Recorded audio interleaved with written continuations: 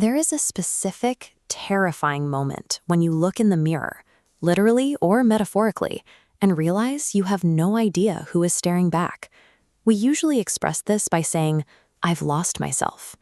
Society often reinforces this fear, framing the sensation as a psychological collapse or a total failure of character. When the person you were yesterday seems to vanish, you naturally assume your core existence is slipping away into a terrifying void. This assumption traps us in a state of mourning. We grieve for a version of ourselves we believe is dead, which stops us from looking beneath the surface to see what is actually happening. This kind of internal freefall rarely happens in a vacuum. If you look at the timeline of a normal life, an identity crisis follows a major structural shift in your environment. It starts with an ending. A long-term relationship dissolves. The children move out. A lifelong career loses its meaning, or profound grief arrives.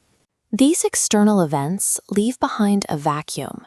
Suddenly, the solid ground you've been standing on for decades has been pulled away. But this raises a strange question. If only your external circumstances changed, why does your internal sense of self seem to collapse along with them? We are experiencing a cognitive error. We are mistaking the collapse of our life circumstances for the collapse of our actual identity. To understand why that happens, we have to look inward at the anatomy of a human personality, and specifically at how we measure our own existence on a daily basis.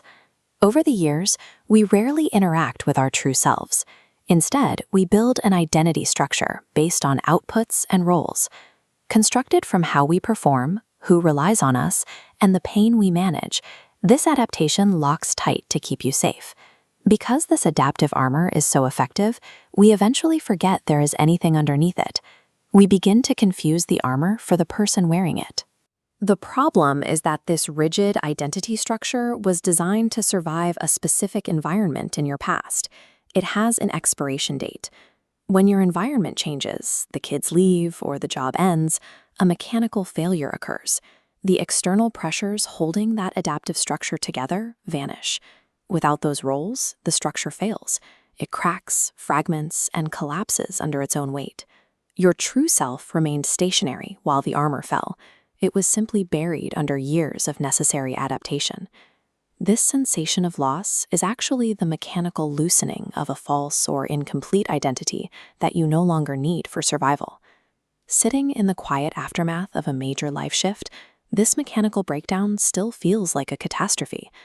However, the psyche uses this disorientation to initiate an inner correction, a recalibration that forces you to pay attention to what lies beneath the roles you've played.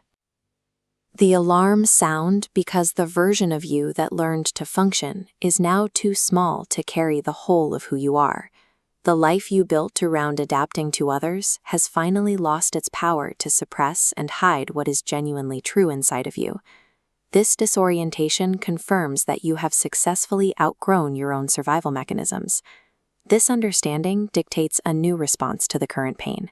You can stop the frantic effort of trying to glue the cracked pieces of your old persona back together. Avoid the trap of trying to recover your old self. Movement forward requires a different question. What part of me is ending, and what part of me is trying to come forward? This transition requires the courage to sit in the discomfort of an unknown identity while the new self emerges. Meeting the person you've been burying for decades requires this structural collapse. The loss clears the path for that first introduction.